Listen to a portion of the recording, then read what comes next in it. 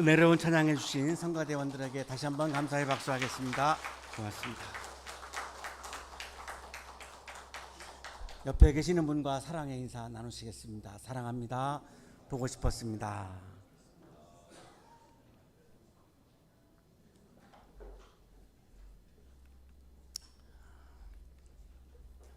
프랑스 철학자 레비나스는 전체성과 무한이라고 하는 저서를 통해서 인간 윤리의 출발점은 타자의 얼굴에서 시작된다라고 말합니다. 좀 난해한 문장이어서 철학자 강영한 교수가 이거를 이렇게 풀어서 설명을 해줬습니다. 얼굴의 현현은 일종의 윤리적 호소이다.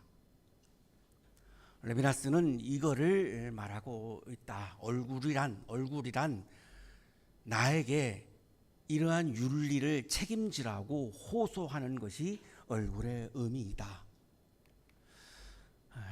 우리가 사람의 얼굴을 볼 때에 외모가 잘생겼느냐 못생겼느냐를 판단하는 것은 중요하지 않다는 겁니다. 많은 경우 우리가 얼굴을 보면서 잘생겼다 못생겼다를 가장 먼저 생각하기도 하죠. 그러나 전혀 레비나스는 얼굴의 의미는 그런 외모의 문제가 아니다라고 강조하는 겁니다. 이 얼굴이 가지고 있는 의미는 내가 얼굴을 볼 때에 그 얼굴은 내가 여기 있어요. 내가 여기 존재하고 있어요. 좀 나를 존중해 줘요. 나를 좀 무시하지 말아요. 내가 여기 존재하고 있잖아요. 왜 나를 없는 것처럼 여기십니까? 내가 여기 있잖아요. 그러면 나의 존재를 존중해 줘야죠. 그래야 내가 살 수 있죠. 이런 무언의 호소가 얼굴의 의미라는 겁니다. 나에 대해서 당신이 책임을 져야 되는 부분이 있지 않습니까? 이런 책임을 호소하는 타자의 현존임을 레비나스는 강조하는 겁니다. 얼굴을 본다는 것은 그 사람의 삶, 고통, 피로를 외면하지 않겠다라고 하는 선언입니다. 그러나 오늘날 우리들은 서로의 얼굴을 보지 않는 시대를 살아가고 있습니다. 옆에 있어도 잘 보지 않으려고 하죠. 지금 이 시간에도 저의 얼굴을 보지 않는 분들이 있습니다. 저의 호소를 외면하고 싶은 겁니다. 휴대폰의 호소를 열심히 듣고 있죠. 휴대폰의 호소는 보지만 이 목회자의 호소를 외면하고 싶은 겁니다. 그러나 휴대폰의 호소는 오늘 하루 종일 어떤 시간에도 할 수 있죠. 목회자의 호소는 이 25분 30분이 지나가면 이 호소를 들을 수가 없어요. 그럼에도 불구하고 휴대폰을 보는 이유는 호소를 외면하고 싶은 겁니다. 부담스럽거든요. 나에 대해서 책임지라고 하는 그 호소가 부담스러운 겁니다. 내가 당신을 왜 책임져야 합니까? 당신은 당신이 알아서 살아요. 나는 당신을 책임질 정도로 내가 여유가 없어요. 나 혼자 사는 것만으로도 아주 힘들어 죽겠는데 내가 당신의 얼굴을 보면서 당신의 호소를 들으라고요? 그걸 책임지기까지 하라고요? 나에게는 너무나 버겁습니다. 이런 시대를 우리가 살고 있는 거죠. 그래서 서로가 웬만하면 얼굴을 보지 않으려고 합니다. 이렇게 말씀을 드리는 순간에도 안 보는 분들이 많이 계십니다. 그 심정 이해하죠. 부담스러운 거죠. 우리가 많은 사람들을 만나며 살죠. 그러나 얼굴을 보지 않는 것처럼 정작 한 사람을 깊이 맞이하지는 못하며 살고 있는 겁니다. 얼마나 많은 사람들을 만나며 삽니까? 카톡에 들어가면 수많은 사람들이 거기에 등록이 되어 있습니다. 그런데 구체적으로 한 사람을 내가 깊이 영접하고 맞아들이지 못하며 살고 있는 겁니다. 호소를 하고 있는 약한 사람의 도움은 시스템에 맡기죠. 내 앞에 어려운 사람의 얼굴이 있습니다. 구청에서 알아서 하겠지. 시스템에 맡기는 거죠. 내 앞에 나타난 그 얼굴이 너무나 힘들다고 나에게 호소를 하고 있습니다. 조직에 전가합니다. 보건복지부가 뭐 제대로 통해서 하겠지. 내가 굳이 안 해도 되잖아. 그러면서 우리는 아주 효율적인 관계를 맺으며 삽니다. 가급적이면 깊이 만나지 않고, 깊이 관계를 맺지 않고, 가급적이면 아주 적은 사람과 그냥 아주 비상적인 그런 관계를 맺으며 살아가고 있는 거죠. 그러다가 보면 한 사람의 얼굴을 바라볼 때에 인격적으로 만난다기보다는 그 사람이 가지고 있는 기능과 역할만을 보게 됩니다. 그 사람이 가지고 있는 역할과 기능 때문에 만나는 거지 그 사람의 인격 자체 때문에 만나지 않습니다. 그 사람의 기능과 역할이 떨어지면 금방 마음을 돌립니다. 그 사람의 존재 자체를 존중해 주지 않습니다. 그래서 우리는 기능인으로, 역할맨으로 전락하는 거죠. 우리들의 존재 자체가 한 사람 한 사람이 소중하고 귀중한 것이 아니라 나의 역할이 나의 인격과 존재보다 더 소중해 버린 거죠. 그래서 우리는 마음 한편에 질문을 갖게 됩니다. 그렇다면 한 사람을 내가 소중하게 여기고 그 사람의 인격을 중요하게 여기고 그 사람의 한 인격을 내가 맞아들이면 내가 다른 큰 일들을 할 수가 없는데, 큰 일을 하지 않고 오직 그냥 그 한 사람의 인격을 내가 소중하게 여기며 그 사람을 내가 진심으로 맞아들이고 관계를 맺으면 작은 삶을 살아가는 건데, 거기에도 하나님이 드러나십니까? 하나님이 나타나십니까? 내가 어떤 큰 일을 해야만 하나님이 나와 함께 하시고 나를 칭찬하시는 것이 아닙니까? 나에게 상을 주시는 것이 아닙니까? 이런 질문을 하게 됩니다. 왜? 우리 청년들은 꿈이 있죠. 내가 큰 일을 하겠다라고 하는 꿈이 있습니다. 왜 큰 일을 하려고 할까요? 마음 한켠에는 그래야 내가 하나님으로부터 칭찬받는 거 아니야? 라고 하는 생각도 할 겁니다. 과연 그럴까요? 오늘 본문은 이 질문에 대해서 분명하게 대답을 하십니다. 큰 사역을 하는 곳에만 하나님이 나타나시는 것이 아니라 작은 환대 속에도 하나님께서 나타나신다고. 오늘 본문에 나오는 이 제자들은 예수님이 선교하라고 하나님의 나라를 전하라고 파송하고 있는 제자들이죠. 이 제자들은 당장 오늘 밤에 어디서 자야 하나, 오늘 저녁에 무엇을 먹어야 하나를 걱정하는 사람들입니다. 보장되어 있는 것이 아무것도 없습니다. 직업도 없습니다. 수입도 없습니다. 사회적으로 보면 아주 무력한 사람들입니다. 많은 사람들로부터 관심받지 못하고 무시당하는 사람들입니다. 그런데 그들을 향해서, 이 제자들을 향해서 예수님은 오늘 놀라운 말씀을 하시는 겁니다. 하나님은 거대한 업적 속에만 나타나시지 않고 한 사람을 맞이하는 그 작은 환대 속에도 하나님은 자신을 드러내신다고 오늘 본문은 우리들에게 말씀합니다. 이것이 오늘날 우리 기독교인들이 간과하고 있는 부분입니다. 그래서 교회도 자꾸 대형 교회를 지향하는 겁니다.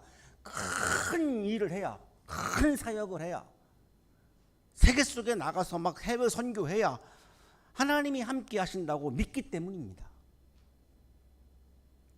그러나 오늘 본문은 그렇게 말씀하지 않습니다. 너희를 맞아들이는 사람은 나를 맞아들이는 것이요, 나를 맞아들이는 사람은 나를 보내신 분을 맞아들이는 것이다. 여기 너희는 예수님의 제자들이죠. 예수님의 제자들을 맞이하는 사람들은 예수님을 맞아들이는 것이고, 예수님을 맞아들이는 것은 하나님을 맞아들이는 것이다. 레비나스는 타자의 얼굴에서 인간의 윤리가 시작된다고 말하고 있지만, 오늘 본문에서 예수님께서는 다른 차원을 말씀합니다. 우리가 한 사람을 맞이한다라고 하는 말은 옛날 번역에는 영접하다죠. 우리가 한 사람을 마음으로 진심으로 내가 받아들이고 영접하고 내가 맞아들이는 것은 하나님을 맞아들이는 일이 될 수 있다고 지금 말씀하는 겁니다.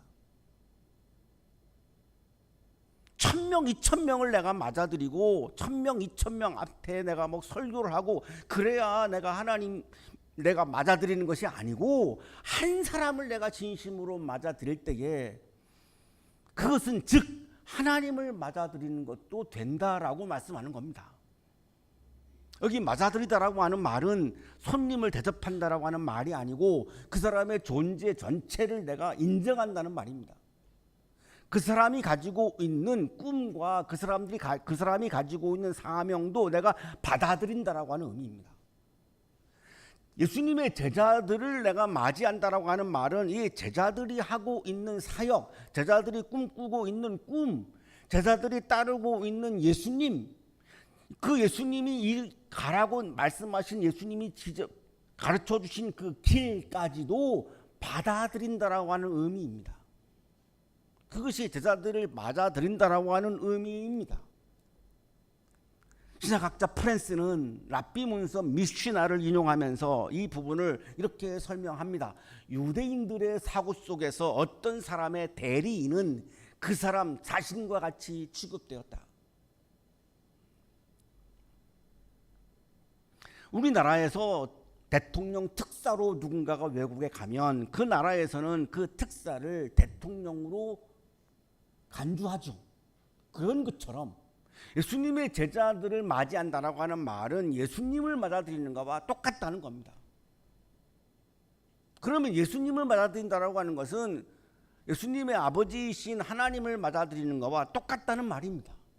그러니까 하나님을 맞이한다라고, 하나님을 영접한다라고 하는 것은 예수님의 제자 중 한 사람을 맞아들이는 환대로부터 시작된다는 겁니다. 이거를 건너뛰어 버리면 하나님을 맞이하기가 어려워진다는 겁니다. 예수님께서는 자신과 제자를 분리하지 않고 자신과 하나님도 분리하지 않습니다. 예수님이 오늘 강조하시는 환대의 사슬은 제자를 영접하는 것은 예수님을 영접하는 것이고, 예수님을 영접하는 것은 하나님을 영접한다라고 하는 사슬입니다. 이거는 하나님의 임재에 대한 놀라운 전복입니다. 왜냐하면 유대인들은 하나님이 드러내시는 자신의 존재를 드러내시는 하나님의 현현은 성전 안에서만 가능하다라고 믿고 있는 사람들입니다.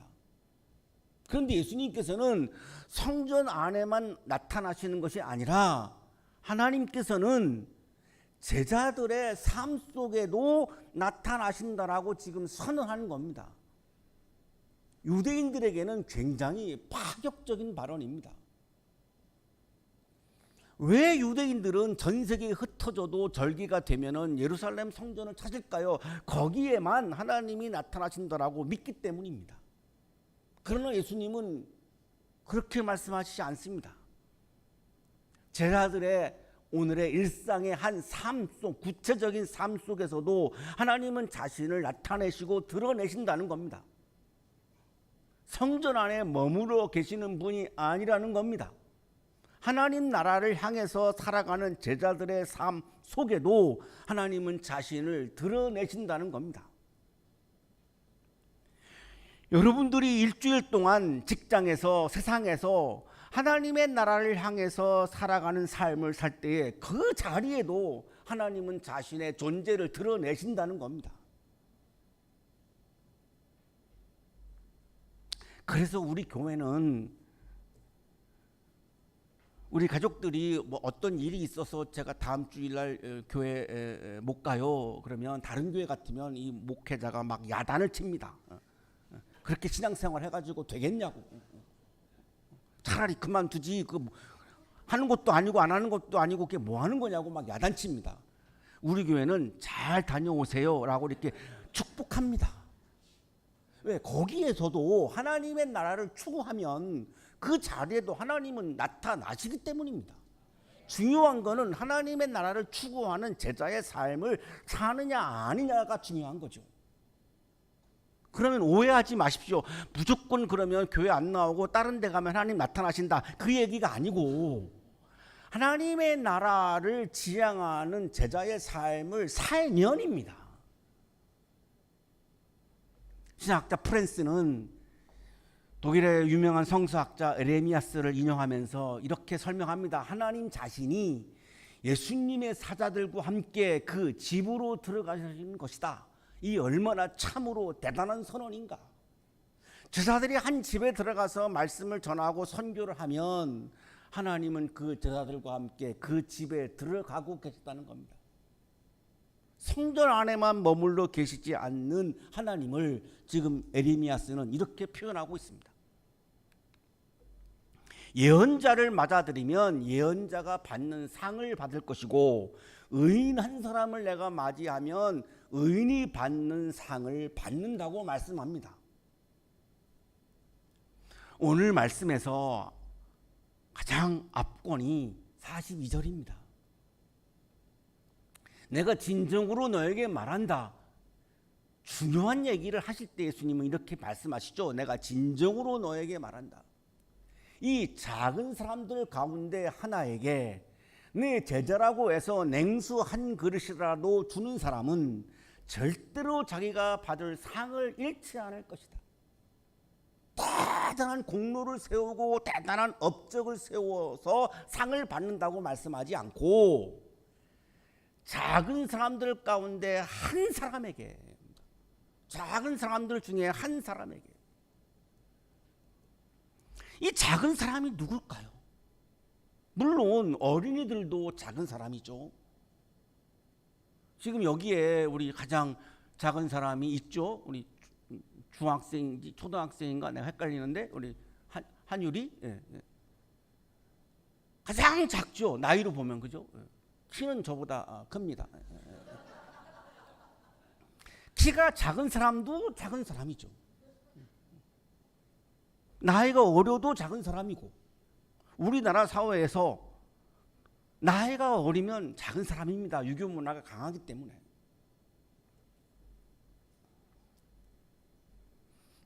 며느리도 작은 사람입니다. 시댁에 가면 다 성이 같은데 자기만 성이 달라요. 며느리는 이 가족 공동체에 가장 늦게 온 손님이에요. 낯설어요. 네비나스가 말하는 낯선 타자예요. 약자예요.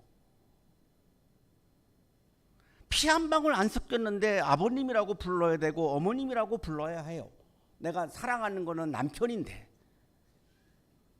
시아버지와 시엄마를 사랑해서 이 시댁의 구성원이 된 건 아니에요. 남편 한 사람을 사랑해서 온 건데, 모든 시댁 식구들은 보면 어색해요. 나하고 성도 다르고 문화도 다르고. 약자죠. 시댁이라고 하는 것 자체가 부담스럽죠. 그래서 오죽하면 며느리들은 시금치도 안 먹는다 그러고 시편도 안 읽는다고 합니다. 시편이 얼마나 중요한데. 시계도 안 찬다고 합니다. 휴대폰으로 보고 시애틀도 안 간답니다. LA는 가지만.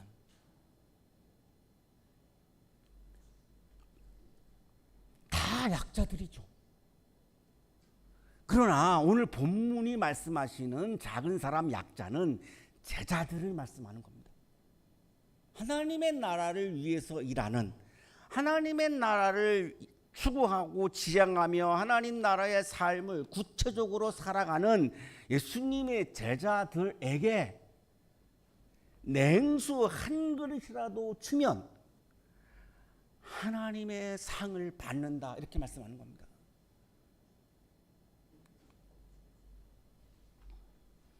신학학자 프란스는 그래서 이렇게 말합니다. 모든 제자는 작은 자들이다.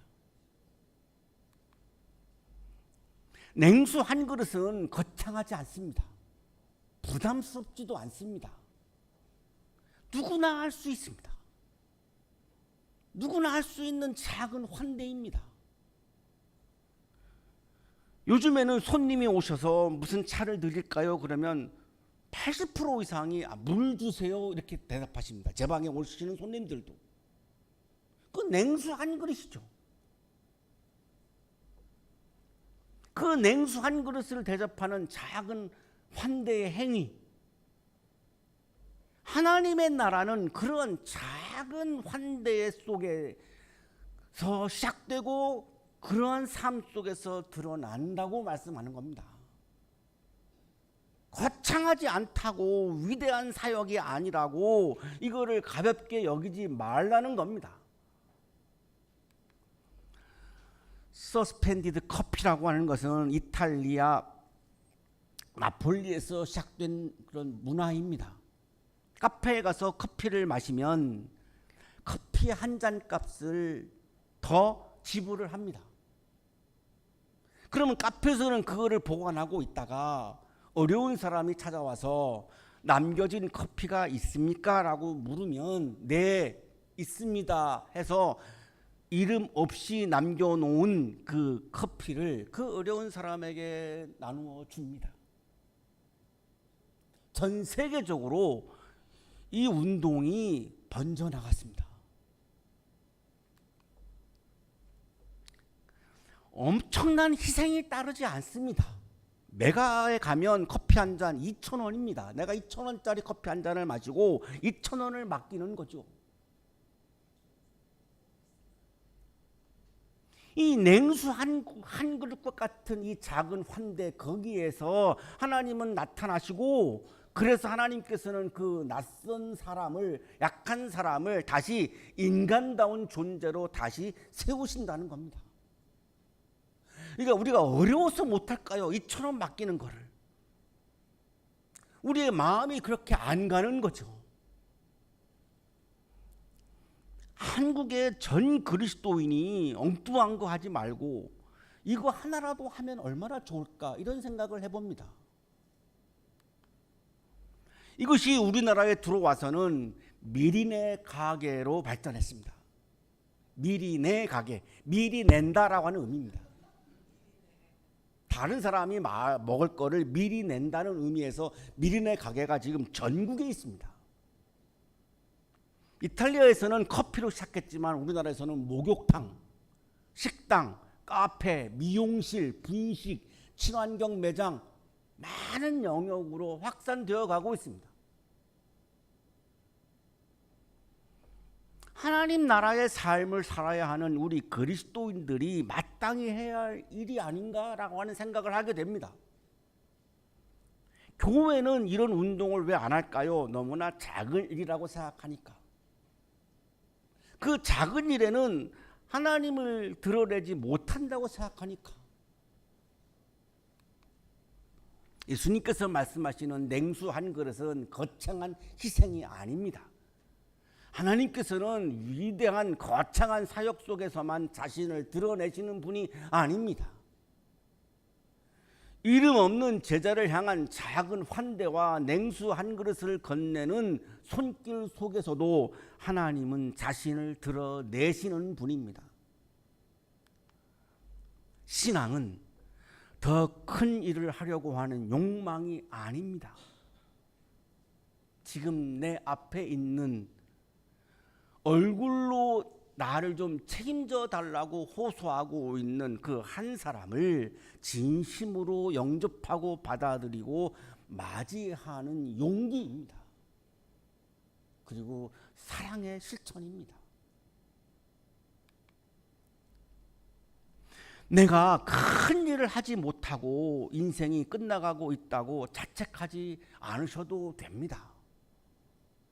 내가 이 정도의 사이즈의 일을 하려고 내가 태어났는가? 이 정도의 사이즈의 일을 하려고 내가 대학까지 나왔는가? 자책하지 않으셔도 됩니다. 힘들어하는 한 사람을 내가 진심으로 맞아들이는 것만으로도 하나님은 나에게 상을 주십니다. 충분히 그리스도인으로 아름답고 멋지게 살아온 겁니다. 위대한 업적을 남겨야만 훌륭한 사람이 되는 것은 아닙니다. 사랑하는 한양 가족 여러분, 오늘 우리는 묻지 않을 수 없습니다. 나는 누구의 얼굴을 외면하고 있습니까? 나는 지금 어떤 작은 사람에게 냉수 한 그릇의 환대를 실천하고 있습니까? 이번 한 주간 동안 이 질문을 던지시면서 그리스도인으로서의 아름답고 거룩한 삶을 설계하는 한 주간이 되시기를 간절히 축원합니다. 자비로우신 하나님, 우리는 종종 큰 일만을 꿈꾸며 작은 손길을 지나쳐 왔습니다. 그러나 주님께서는 냉수 한 그릇 안에도 계신 분이심을 오늘 다시 깨닫습니다.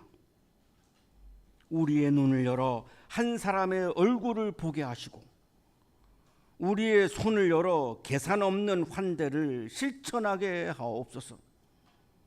이번 한 주 우리가 건네는 작은 환대와 친절 속에서 주님을 맞이하는 은총을 경험하게 하옵소서. 예수 그리스도의 이름으로 기도하옵나이다.